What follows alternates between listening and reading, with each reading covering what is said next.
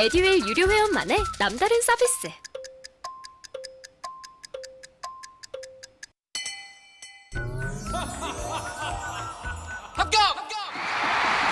합격하고 돈도 받는 혜택. 오직 에듀윌 유료 회원에게만. 에듀윌.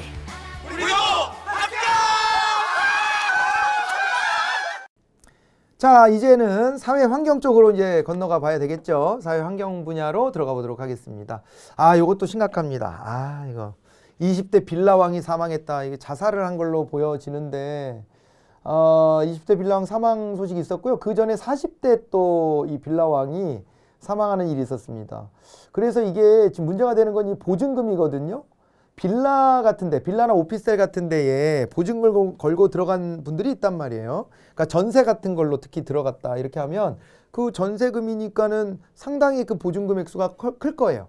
보증금 액수가 클 텐데 이거를 이제 나중에 어떻게 합니까? 내가 계약 기간이 끝나면은 이제 소유자한테 집주인한테 이걸 되돌려 받는 거잖아요. 그런데 항상 전세 같은 거 이 목돈을 넣어서 월세도 마찬가지로 그런 경우가 있지만 이게 이제 보증금을 많이 걸 때는 불안한 거예요, 이게. 왜 그러냐면은 이게 이제 순탄하게 그 계약이 만료된 시점에 이걸 돌려받을 수 있으면은 가장 베스트한데, 그런데 이제 만약의 경우 이걸 돌려받지 못하는 일이 벌어지면 어떻게 하죠? 그러니까 내 보증금을 받아서 그걸 딴 데 써놓고 나중에 돈 없어요, 그리고 나눠빠지면 어떻게 하죠? 이런 문제도 분명히 있을 수 있고요. 그리고 또 하나는 뭐냐면은 이렇게 사망하는 경우예요. 사망을 하면 진짜 골치 아파지는 게 어떻게 되냐? 보증금을 돌려받으려고 그럴 때 상속까지도 이제 염두를 해야 되는 거예요. 그렇죠. 이 재산 상속이, 사망을 하면 상속이 이루어질 거잖아요. 그래서 거기까지 막 따라다녀야 되기 때문에, 그것까지 추적해 봐야 되기 때문에 보통 문제가 아닙니다. 이거 잘못하면 이 목돈을 다 날려먹을 수도 있어요. 그래갖고 이게 너무 걱정이 되는 부분인 건데, 사실상 걱정이 되는 부분인 건데, 이게 이제 내 집이 아니라 전월세 들어가는 사람들은 대체로 자기 집이 있는 사람보다는 그래도 서민일 가능성이 높다라고 보는 거 아닙니까? 더더군다나 우리나라의 부동산 시장이 아파트를 중심으로 이루어져 있기 때문에 이 빌라라든가 오피스텔에 거주하는 사람들은 뭐 더더군다나 서민일 가능성이 높아요. 네, 서민에 해당될 가능성이 높은데, 근데 요즘에 보니까 이게 요즘에 좀 언론이 밝히고 있는데 왕이 있는 거죠. 지금 빌라 왕이 있는데 그 위에 또 있잖아요. 더 절대적 포식자가 있는 거예요. 실제의 소유자가 더 위에 있고, 이 바지 사장들을 내세워서 이들이 이제 빌라왕이 된 건데, 이들 명의로 이걸 막 수십 채씩 막 수백 채씩 사서 모아놨던 거예요. 근데 그 빌라 같은 거가요, 가격을 객관적으로 측정하기가 좀 쉽지가 않습니다. 그러다 보니까 어떻게 되냐면은요, 시세보다 높은 전세로 막 사람들을 받아들이고, 그렇게 되면서 이제 그걸 가지고 보증금을 이렇게 늘려서 받아놓고 있다가, 그러다가 이걸 나중에 되갚아주지 못하는 이런 일들이 벌어지는 건데요. 이들의 이제 수법은 이런 거거든요. 전세 보증금 받아요. 그럼 그 보증금 가지고 뭘 하냐면 옆에 있는 집을 또 사. 이게 계속 이게 번져 그물망처럼 이게 번져서 이렇게 엄청난 집을 소유하게 되는 거거든요. 그러다 보니까 이게 결국에는 한번 어디선가 구멍이 나기 시작하면 줄줄이 사탕으로 이게 이제 문제가 일어날 수밖에 없는 이런 이제 구조가 되어 있는 건데, 심지어 지금은 이게 빌라왕이 사망하는 일이 벌어지는 바람에 여기에 이제 한 사람이 죽어도 당사자는, 그 세입자는 집주인이 죽었다 이런 소식을 들은 그 세입자는 그 자체로도 난감하겠지만 빌라왕이라며, 그러니까 엄청나게 많은 사람들이 여기에 엮여버린 거예요 지금. 그래서 이게 심각한 사회 문제가 되어 있는 겁니다. 자, 빌라 오피스텔 수십 채를 가진 자기 돈 한 푼도 없이 전세를 끼고 사들인 20대 집주인이 사망했다. 그런 겁니다. 이렇게 집주인이 사망했는데, 일단 뭐 돌아가신 분한테 뭐 이렇다 저렇다 말하기는 그렇지만 이거 다 어떻게 보면 불로소득이에요. 이게 부동산으로도 돈을 벌 수 있죠. 그런데 그것 좀 구분은 가능합니다. 이것이 생산에 투자가 되는 것이냐 그렇지 못하냐의 구분도 필요하고요. 그리고 어느 정도 사회적으로 용인되는 수준이냐 아니냐도 봐야 돼요. 그러니까 예를 들어 건물을 소유하고 이 건물을 임대해 주어서 거기서 생산활동을 할 수 있게끔 내가 생산 요소로서 임대업을 한다 그러면은 그거는 누가 손가락질할 수 있는 문제는 아니에요. 당연히 그거는 하나의 생산 요소로서 우리의 부가가치 창출을 위해서 기여하는 거잖아요. 그리고 그 대가로 임대료를 받는 거니까 그건 나쁘지 않습니다. 그런데요, 아파트 같은 주거 목적, 빌라나 뭐 이런데 오피스텔도 요즘에 그렇죠? 이런 거를 갖다가요, 투기적 목적이 과도한 거잖아요.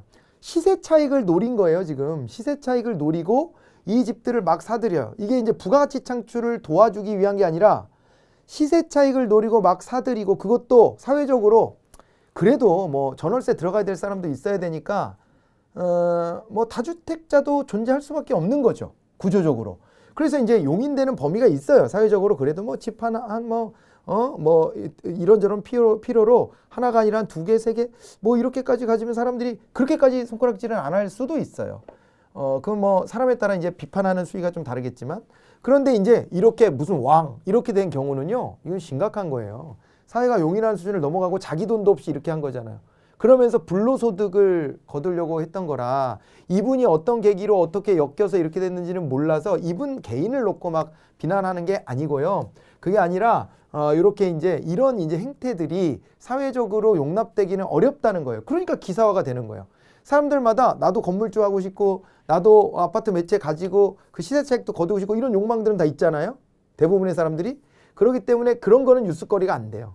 근데 이거 뉴스거리가 됐다는 얘기는, 이거는 우리가 용납할 수 있는 수준을 넘어섰구나, 임계점을 넘어섰구나, 이렇게 볼 수 있는 부분이에요. 사실은 평가를 해보자면, 앞서 40대 집주인도요, 주택 240여 채를 사들여 전세를 놨다가 숨져서 대부분의 세입자들이 전세 보증금을 떼일 위기에 처한 사실도 공개됐다. 그래서 이제 이 비슷한 사례들이 속출하고 있다, 이런 얘기고요.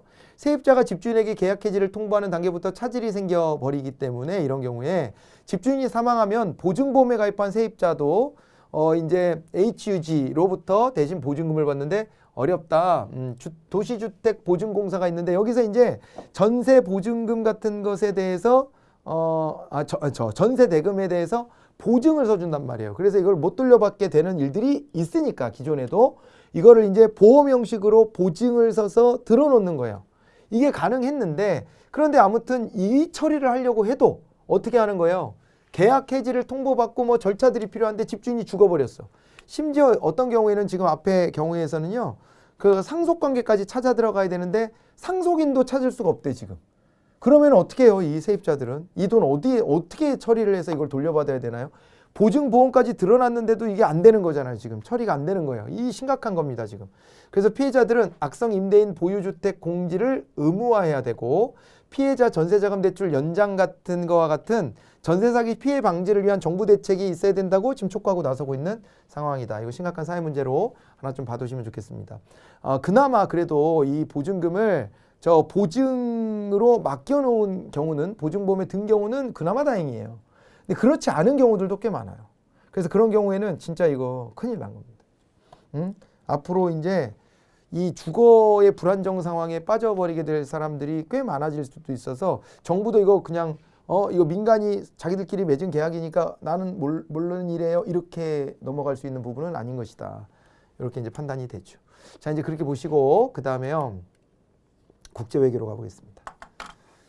이번에는 룰라, 외국 얘기로 좀 돌아가면, 그래도 이것 뭐 심각한 얘기가 있더라도 조금 그래도 이렇게 타자성이 느껴져서, 조금 그래도 좀 뭐라 그럴까, 좀 이렇게 톤 다운이 좀 될 수 있는 것 같긴 한데, 브라질의 룰라 대통령 아주 입지전적 인물입니다. 이게 뭐 학력도 제대로 없고요. 이분은 어릴 때부터 노동자로서의 삶을 이제 살았던 분이에요. 어릴 때부터 노동자로서의 삶을 살았는데, 그러다가 이제 공부도 제대로 이제 학교 과정, 정규 과정 못 거치고 그랬던 분인데, 근데 이분이 이제 노조 활동을 하다가 노동자의 당에 활동을 합니다. 그래가지고 이제 정치권으로 이제 접어 들어온 거고요. 그러고서 대통령에 당선된 겁니다. 노동자의 당 출신으로서 대통령에 당선이 됐고, 남미가 그 당시 이제 2000년대 초반에 룰라가 집권하면서 남미 지역의 이 어떤 좀 이렇게 좌파 신드롬 같은 것들을 중심에 서서 이끌었던 인물이기도 합니다. 그리고 이분은 인기도 굉장히 좋았고요. 그래서 이제 재선에 성공하고 이제 퇴임하고, 그다음에 정권 재창출도 성공하고 그랬는데, 그 다음에 이제 그 후계자라 그럴까, 뭐 다음 이제 대통령 되신 분이 비위 혐의로 이제 문제가 되고, 엮여 이제 보수 정권으로 바뀌면서, 그러면서 이제 정권이 반대편으로 넘어갔다는 얘기죠. 그러면서 이제 룰라도 구속까지 되는, 비위 혐의로 구속까지 되는 이런 일이 있었습니다만은, 이 룰라 이분은 룰라 다실바 이렇게 이제 플레임이 그런데, 이분은 이제 대법원에서 이제 무죄가 확정돼 가지고요. 명예회복을 하겠다라고 하면서 다시 대선에 출마한 거예요. 그래서 이제 3선에 도전해서 이제 연세가 굉장히 많습니다만은 이제 70대 후반 뭐 이렇게 나와 있죠. 그런데 이제 다시 대통령에 당선이 된 거고요. 그 현직 대통령이 이제 이게 어떻게 되냐면요. 여기 보시면은 여기 있다. 이 보우소나루라는 대통령이 있는데 이 사람이 이제 재선에 실패한 거죠. 실패했는데 이분은 남미의 트럼프라 불려요. 이거 좋은 의미는 아닌 것 같죠? 남미의 트럼프는요, 과격하고 극우적이고 선동적이고 뭐 이렇게 이제 볼 수가 있는 건데 정치권의 기존의 문법을 깨트리는 그런 이제 인물이다라는 취지로 남미의 트럼프다 이렇게 불리는 거겠죠.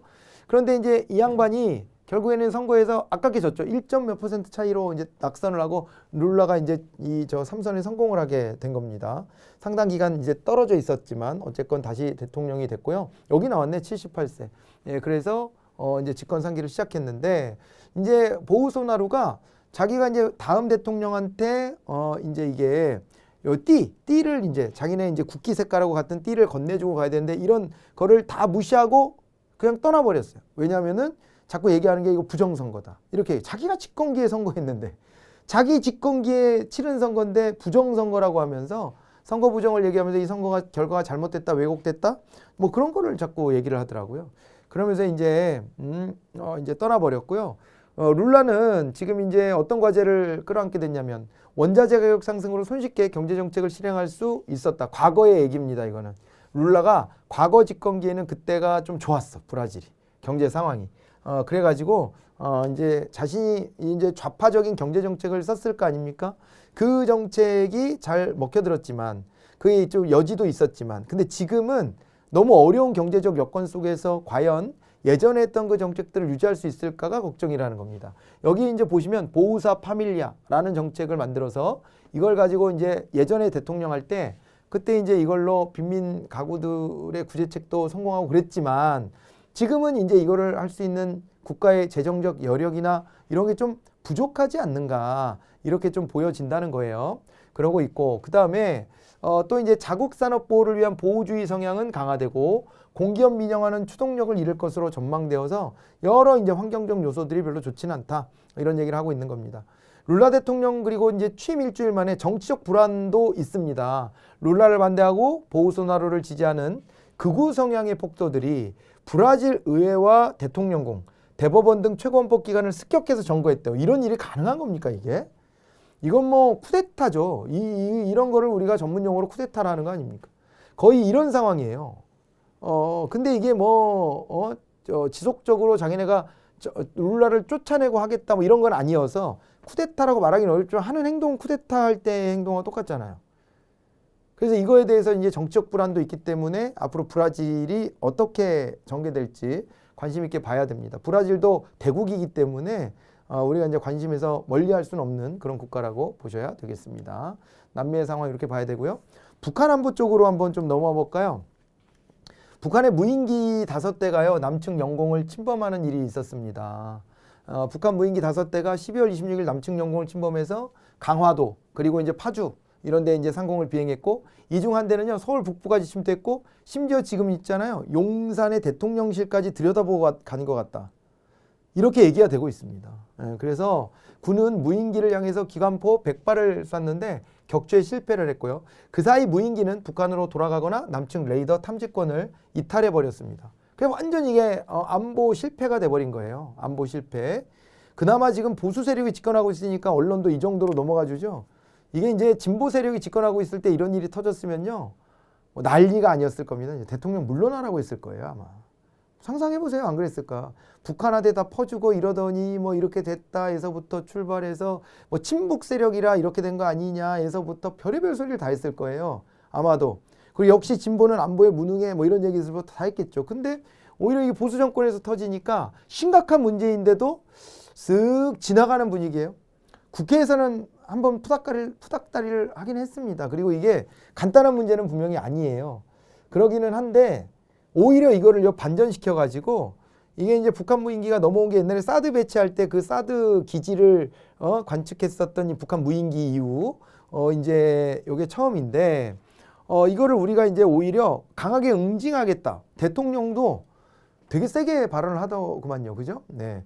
뭐 확전도 불사하겠다. 뭐 이렇게까지 얘기하니까 전쟁하자는 얘기인지 듣기에 따라서는 야, 이거 이렇게 함부로 말해도 되나 싶기도 해요. 그러니까 이거는 우리의 의지가 이렇게 강력해라는 걸 보여주기 위한 취지였겠죠. 대통령 입장에서는.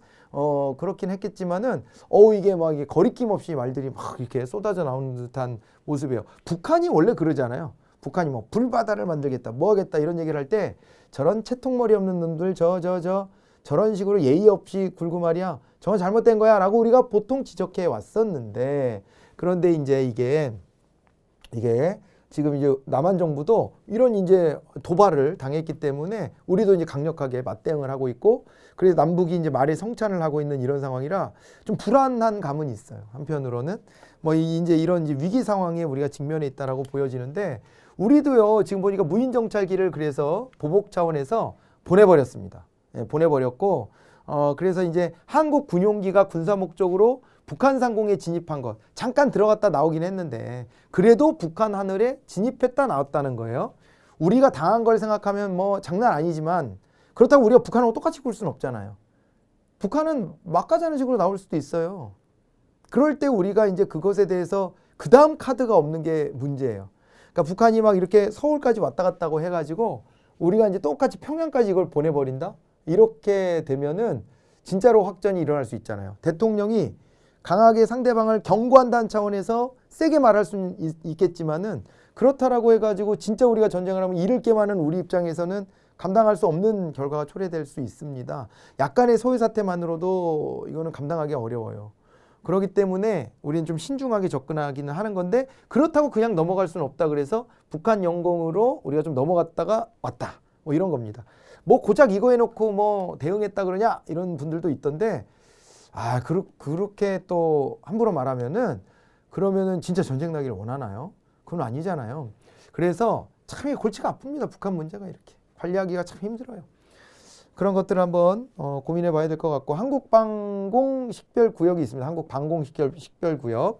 이거는 이제 우리 영공의 방위를 위해서 영공 외곽 공해 상공에 설정하는 공역이다 이렇게 되어 있습니다. 그러니까 우리가 이렇게 영토가 있잖아요. 한반도가 이렇게 있다 그러면 지금 이제 대한민국 영토를 헌법에서는 이 한반도 전체와 그 부속 도서들로 한다 이렇게는 하고 있는데 이렇게는 하고 있지만은 현실적으로는 지금 이제 휴전선이 그어져 있고 이렇게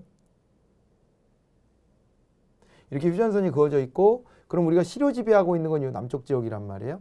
남쪽 지역인데 여기하고 그 다음에 영해는요 12해리까지 해안선을 따라 12해리까지가 우리나라 바다예요. 그리고 배타적 경제수역은요 요거는 200해리까지고요. 그리고 공해상이 있어요. 우리 주권의 영역이 미치지 않는 곳은 다른 나라 배들이 지나다닐 수 있어요. 다만 배타적 경제수역이 더 넓이가 우리 주권이 미치는 영해보다는 넓으니까 거기서 경제활동은 못해요.